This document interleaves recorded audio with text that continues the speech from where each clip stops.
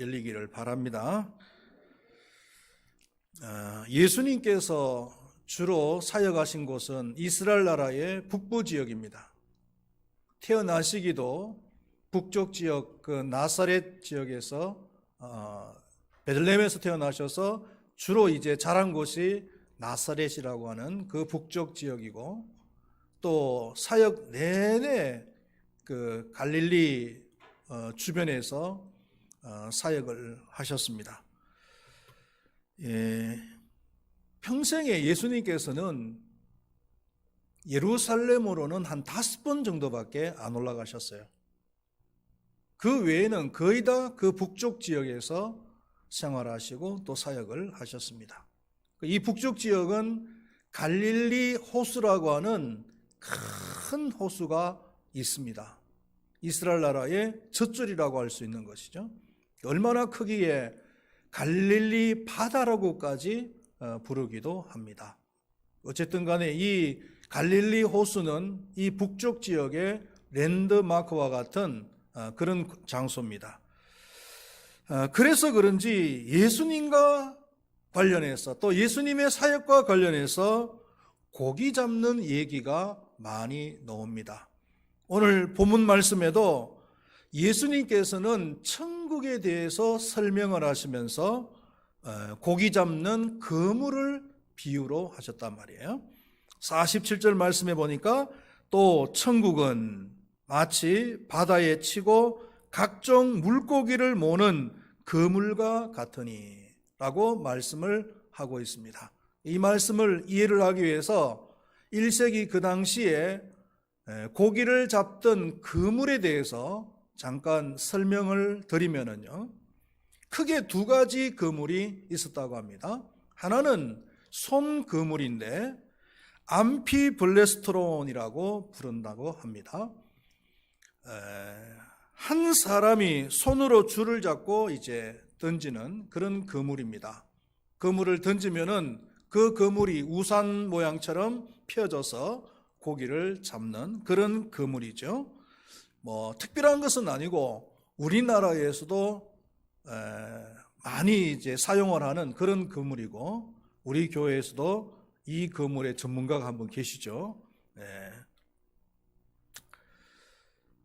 그물을 던지고 고기를 싸잡아서 끌어올리면은 그 그물 아래 이제 여러 마리의 고기가 잡혀 있는 것입니다.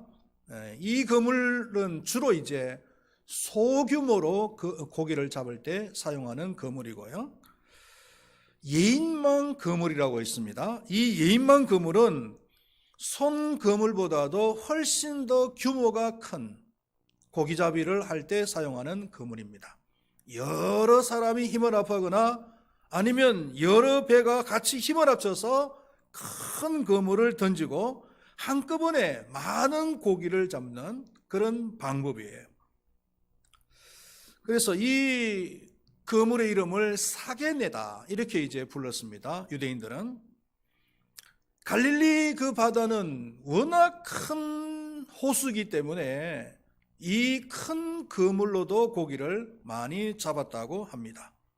이렇게 그물로 잡는 방식은 낚시로 고기를 잡는 방법하고 달라서 한번 그물을 던지면은 여러 고기들이 한꺼번에 잡혀서 올라옵니다. 잡혀온 고기는 육지로 올려져서 어부들이 좋은 고기와 그리고 나쁜 고기를 이제 분리를 하는 것이죠. 그래서 좋은 고기는 그릇에 담고 나쁜 고기는 다시 필요 없다 하는 그런 마음으로 갖다 버린다는 것입니다. 이것이 천국과 같다라는 겁니다. 이 비유에서 우리에게 주시고자 하는 그 천국의 교훈이 뭐냐 하면은, 첫 번째로는 이 세상은 반드시 끝이 있다라는 것을 말해 주는 거예요. 그물에 걸려든 고기는 더 이상 자기 마음대로 헤엄을 칠 수가 없습니다. 결국은 그 그물 안에서 발버둥을 치다가 어부의 손에 붙잡히게 되는 것이죠. 실제적으로 여기서 고기의 운명은 끝났다라고 보면 되는 것입니다. 그물에 고기가 가득함에 물가로 끌어내고 이렇게 말씀을 하고 있습니다. 우리가 역사관 아니면은 시간관이라고 할 수 있는데 크게 역사관은 세 가지가 있다라고 볼 수 있어요. 첫 번째로는 이 세상은 끝이 없이 무한하고 영원한 세상이 계속된다라고 하는 역사관이에요. 그래서 천국이라는 것도 뭐 특별하게 어떤 장소가 있는 것이 아니고 우리가 이 세상을 살아가다 보면은 과학이 발달하고 문명이 발달하고 의학이 굉장히 발달하고 있잖아요. 그러면은 어느 단계에 가면은 너무나 과학이 발달해서 우리의 가난도 다 해결하고 질병도 다 해결하고 심지어는 죽음까지도 해결하는 그런 단계가 오는데 그게 바로 천국이다. 이렇게 말을 하는 사람이 있다는 겁니다. 독일의 유명한 신학자 몰트만이라고 하는 사람이 이렇게 주장을 했어요. 여러분, 천국이라고 했을 때 우리가 정의를 내린다면은 천국을 어떻게 정의를 내릴 수 있겠어요? 저는 이렇게 정의를 내릴 것 같아요. 하나님과 더불어서 최고의 행복을 누리는 곳. 영생이라는 것이 뭡니까? 천국에 가면 우리가 영생을 누리게 되는데 영생이라는 것은 단지 시간의 개념만 얘기하는 것은 아니잖아요. 시간적으로 영원히 사는 것만이 영생이 아니고 성경에서 말하는 그 영생의 주된 의미는 상태입니다. 상태. 하나님과 더불어서 최고의 행복을 누리면서 살아가는 상태가 그게 바로 영생이에요. 우리는 그 영원한 완전한 하나님의 나라에 가면은 이 영생을 누릴 줄로 믿습니다. 하나님이 세상을 이처럼 사랑하사 독생자를 주셨으니 이는 저를 멸망치 않고 영생을 주려 함이니라. 예수님께서 이 땅에 오신 목적이 뭐라고요? 우리에게 영생을 주시기 위해서 이 땅에 오셨단 말입니다. 할렐루야. 그런데 천국은 최고의 행복을 누리는 곳인데 여러분, 과학이 발달하고 경제가 발달하고 문명이 발달하면 사람들이 행복할까요? 여러분들 행복하세요? 지금 이 지구상에 한 200개가 넘는 나라가 있는데 그 중에서 서구의 발달된 문명을 누리는 그런 나라들이 있는가 하면은 또 그런 발달된 문명을 누리지 못하고 경제적으로 굉장히 어렵게 살아가는 나라들도 있잖아요. 뭐 부탄이라든지 아니면은 저 동남아의 뭐 라오스 이런 나라들 굉장히 어렵게 살아가거든요. 라오스만 해도 그런 시골 지역에 가보면은 여자들이 이게 사람인지 짐승인지 구별이 잘 안 될 정도로 해서 살아가요. 우리나라에서는 너무 더러워서 걸레로도 사용하지 않을 그런 옷을 여자들이 입고 살더라고요. 그런데 우리나라에도 우리 교회에도 한번 다녀갔던 그 라오 자매 있잖아요. 이름이 뭐죠? 갑자기 기억이 안 나네. 예? 권타이. 권타이 자매가 우리 교회도 다녀가고 우리 교회가 권타이 자매를 개인적으로 이렇게 많이 이제 도와주기도 했는데 그 권타이 자매가 우리나라에 와서 한 10년 정도 공부를 하면서 살았단 말이에요. 그래서 10년이 지나고 이제 본국으로 돌아가겠다는 거예요. 그래서 제가 물어봤어요.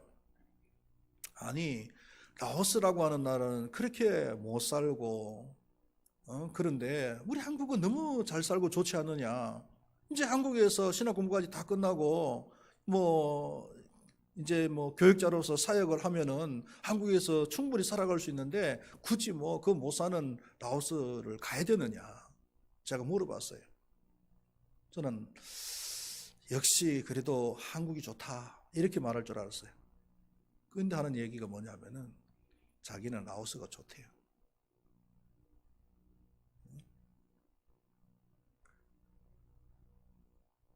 실제로 제가 라오스를 참 많이 갔는데 우리나라 사람들이 살아가면서 행복을 느끼는 그 정도 수치하고 그 라오스에 못 사는 사람들이 살아가면서 행복을 느끼는 그 수치하고 비교해 보면은요, 그 사람들이 훨씬 더 행복한 것 같아요.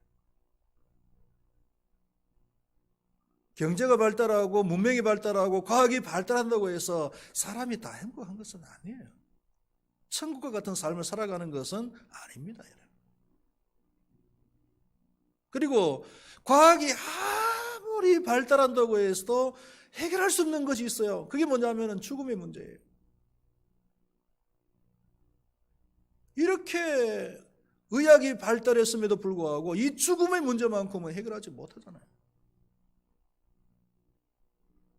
그래서 이 세계관은 우리가 받아들일 수가 없는 거예요. 그리고 두 번째로는 이 세상은 돌고 도는 윤회적인 세상이다, 이렇게 주장하는 또 역사관이 있어요. 불교에서 주장하는 역사관이죠. 그래서 전생이라고 하는 말이 나옵니다. 요즘 젊은 사람들이 이 전생이라는 말을 많이 쓰는데, 좀 좋은 일 있으면은 전생에 나라를 구했니? 전생에 우주를 구했니? 뭐 이런 말을 하잖아요. 이 윤회적인 역사관에서 나오는 그런 말입니다. 그리고 세 번째로는 이 세상은 하나님께서 만드셨는데 끝을 전제로 만드셨기 때문에 이 세상은 끝이 있다는 겁니다. 그리고 이 세상은 그 끝을 향해서 지금 달려가고 있다는 거예요. 이것이 기독교 역사관입니다. 그 유명한 아놀드 토인비라고 하는 역사가가 주장한 그런 역사관이기도 하지요. 우리는 이것을 믿습니다. 하나님께서 이 세상을 만드셨던 처음에 그 시점이 있다면은 반드시 이 세상은 끝이 있다는 것을 우리는 믿습니다. 끝이라고 했을 때도 두 가지의 끝을 생각할 수가 있다는 거예요.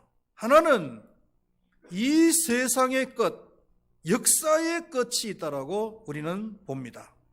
이 세상은 시작이 있으면 끝이 있다. 그 성경에서 가장 먼저 나오는 단어가 무슨 단어입니까? 구약 성경에서 가장 먼저 나오는 단어, 창세기 1장 1절. 무슨 단어가 제일 먼저 나오죠? 태초에. 이 태초에라는 말은 히브리어로 베레시트라고 하는데, 이 베레시트라고 하는 단어가 유대인들이 어떻게 사용을 했느냐라는 거예요. 유대인들은 이 베레시트 하면은 태초에 처음으로라는 뜻이지만 그냥 처음으로가 아니라 끝을 전제로 한 처음이에요.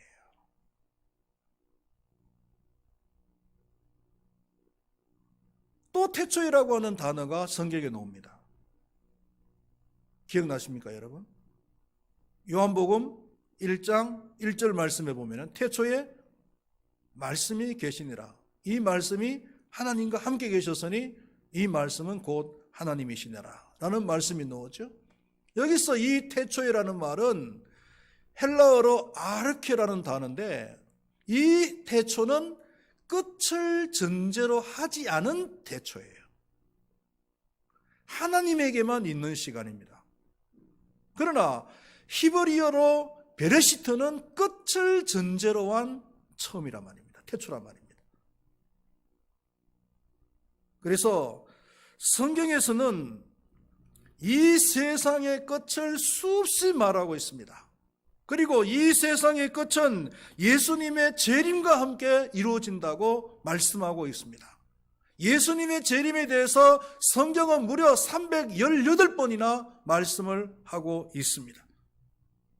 그리고 지금 이 세상을 돌아가는 것을 보면은 성경에서 말씀하고 있는 예수님께서 재림하시기 직전에 여러 가지 징조들이 너무나 선명하게 지금 나타나고 있습니다.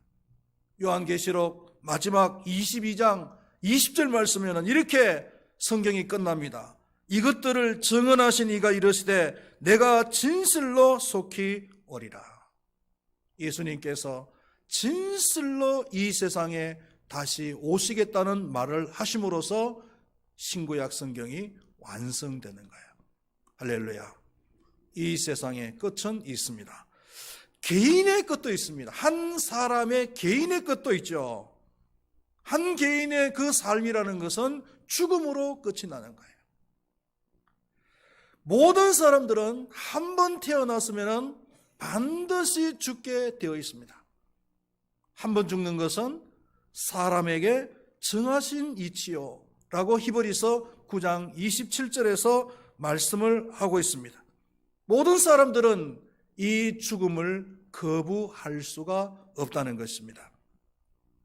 스위스의 의사 퀴블러 로스라고 하는 사람은 아주 흥미있는 그런 연구를 했는데, 이분이 연구한 것이 뭐냐면은 사람이 죽음을 맞이하는 과정을 연구를 했어요. 그 과정을 연구를 해보니까 5단계로 그 죽음을 맞이하더라는 겁니다. 첫 번째로는 죽음이 자신에게 알려졌을 때, 예를 들면은 당신이 암이 걸렸습니다. 3개월밖에 살지 못합니다. 라고 하는 그런 선언이 자신에게 주어졌을 때요, 그 죽음에 대해서 수용하기를 거부한다는 겁니다. 아니야. 내가 죽을 리가 없어. 진단이 잘못됐을 거야. 아니야, 나는 이 죽음을 극복할 수가 있어. 이런 식으로 자신의 죽음에 대해서 거부를 한다.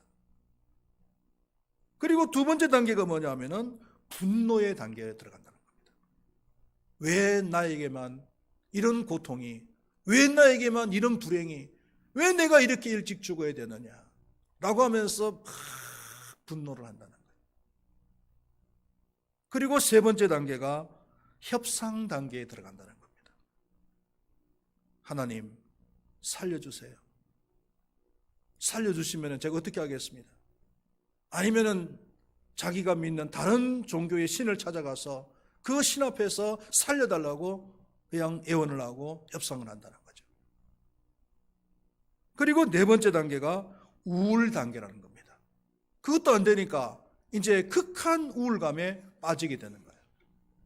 그리고 이제 다섯 번째 단계가 수용 단계입니다. 그 죽음을 겸허하게 받아들이는 그런 단계에 들어간다는 거죠. 결국은 죽음을 거부할 수 없고 그 죽음을 수용할 수밖에 없는 것이 우리 인간들입니다. 역사적으로 가장 오래 사는 사람이 누굽니까? 모두셀라라고 하는 사람이잖아요. 모두셀라는 1000년 가까이를 살았습니다. 무려 969살을 사신 사람이 바로 이 모두셀라예요. 그러나 중요한 것은 뭐냐면은 모두셀라가 1000년 가까이 살았지만 그 사람도 죽었다는 거예요. 누구도 거부할 수 없는 것이 바로 죽음이라는 거죠. 문명이 발달하고 의학이 발달해서 인간의 생명을 조금이라도 더 연장시킬 수는 있겠지만, 그러나 죽음의 문제는 해결할 수 없어요. 이게 우리 인간에게 주어진 가장 현실적인 실존입니다. 왜요? 이건 하나님께서 만든 이치이기 때문이에요. 하나님께서 만든 이치는 우리 인간들이 어떻게 할 수가 없다는 거예요. 이 세상에서 가장 어리석은 사람이 있다면요, 마치 이 세상에서 영원히 살 것처럼 생각하고 행동하는 사람이에요. 그래서 마음껏 먹고 마시고 허랑방탕한 생활을 하는 거죠. 죽음이 어디 있느냐, 끝이 있느냐, 내 주먹을 믿어라, 내 돈을 믿겠다, 이렇게 살아가는 사람이에요. 누가복음 12장에 보면은 어리석은 부자의 얘기가 나오잖아요. 하나님께서 그 사람의 생명은 오늘 밤에 취해 가시려고 생각하고 있는데 농사에 그리고 사업에 성공했다고 해서 내년치 후내년치를 생각하고 있는 거예요. 내년 후내년에 잘 먹고 잘 입고 그리고 잘 살아갈 것을 그 생각하고 있단 말이에요. 성경에서는 어리석은 사람아 이렇게 이야기하는 거예요. 오늘 밤에 하나님께서 네 영혼을 데려가는데 그게 무슨 소용이 있느냐.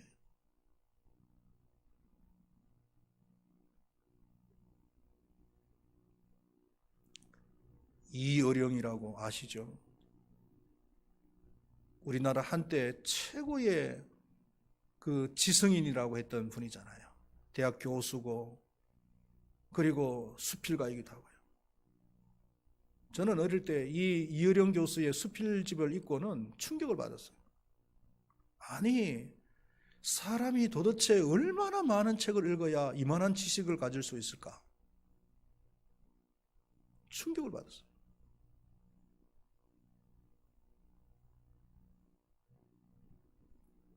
그렇게 많은 지식을 가지고 있으니까요. 그 머리에는 지식으로 가득 차 있으니까 신이, 하나님이 그 머릿속에 들어갈 틈이 없는 거예요. 하나님에 대해서도 자기 머리로, 자기 지성으로 다 낱낱이 파헤쳐버리니까.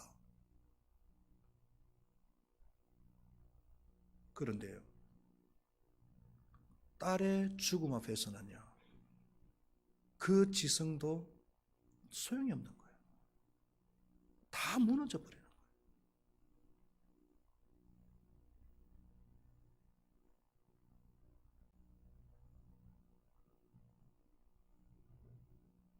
요즘은 아주 그 이현영 씨가 원색적으로 하나님을 섬기는 그런 내용의 글을 쓰잖아요.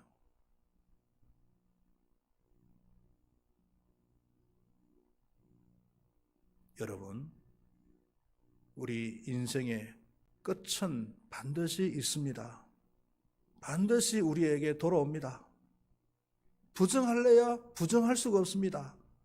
아무리 거부해도 이건 하나님께서 만드신 이치예요. 인간이 어떻게 할 수가 없습니다. 할렐루야. 마지막으로 생각할 것은 세상 끝에는 심판이 있다는 거예요. 어부는 그물에 걸린 고기를 좋은 것과 나쁜 것으로 골라냅니다. 그래서 좋은 것은 그릇에 담고 못된 것은 내버립니다. 그물에 가득함에 물가로 끌어내고 앉아서 좋은 것은 그릇에 담고 못된 것은 내버리느니라.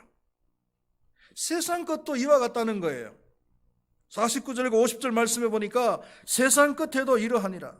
천사들이 와서 의인 중에 악인을 갈라내어 풀무불에 던져 넣으리니 거기서 울며 이를 갈리라. 악인은 울면서 이를 간다고 했습니다. 너무 잔인한 표현이라서 성경에는 좀 이런 혹독한 표현은 없었으면 좋겠는데, 그런데 성경에다가 이런 혹독한 표현을 집어넣어놨어요. 왜? 사실이니까. 울며 이를 간다는 이 표현은 가장 고통스러움을 당했을 때 나타내는 반응이잖아요. 언제요? 지옥에 갔을 때요. 사람이 지옥에 갔을 때 그 당하는 고통, 그때의 반응이에요.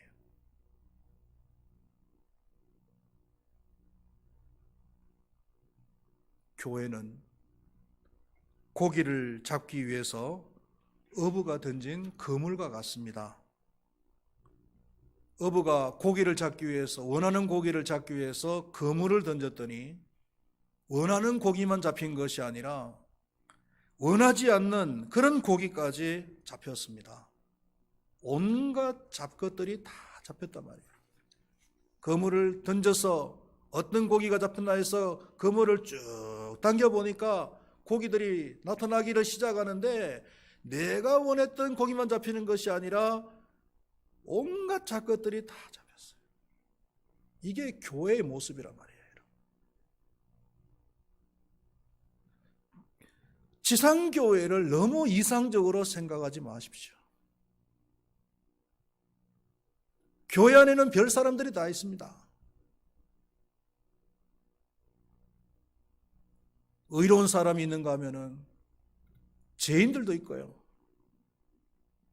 성숙한 사람이 있는가 하면은 성숙하지 못한 미성숙한 사람도 있습니다. 술, 담배를 끊지 못하고 예배에 오는 사람도 있어요. 어젯밤 친구들을 만나서 오래간만에 밤새도록 고스톱을 치고 그리고 뜬 눈으로 교회를 올 수도 있어요. 아니면은 교회를 오기 전에 부부간에 한판 싸움을 하고 그 열기가 채 식지도 않은 상태에서 씩씩하면서 아마 교회를 온 사람도 있을 거예요. 별별 사람들이 다 있을 수도 있어요. 테스형, 교회가 왜 이래? 네, 그런 말 하지 마세요. 교회의 본질을 몰라서 그런 질문을 던지는 거예요. 교회는요, 알곡과 가라지의 그 비유처럼 알곡이 있는가 하면은 가라지도 있을 수가 있다는 것입니다. 그렇기 때문에 교회가 왜 이래? 이런 질문은 여러분 절대로 던지시면 안 돼요. 교회는 그럴 수 있다는 거죠. 교회 안에 누구 때문에 내가 시험에 들어서 상처받았어. 그건 본인이 잘못한 거예요. 교회 안에 얼마든지 다른 사람에게 실망을 줄 수 있는 사람이 있어요. 목사도 장로도 교회 안에 지도자들도 리더들도 얼마든지 부족한 사람들이고 미성숙한 사람이 될 수도 있고 다른 사람에게 상처를 줄 수도 있고 실망을 줄 수도 있어요. 그걸 우리가 인정을 해야 됩니다.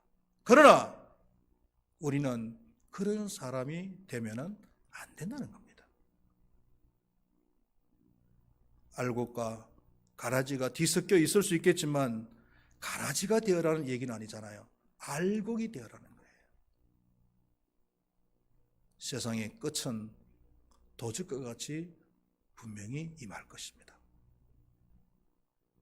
그때 우리가 주님 앞에 서서 심판을 받을 텐데 우리는 의인으로서 주님 앞에 설 수 있도록 이 세상에서 확실한 그런 증거들을 가지고서 살아갈 수 있는 우리 모두가 될 수 있기를 바라겠습니다. 기도하시겠습니다. 하나님 아버지,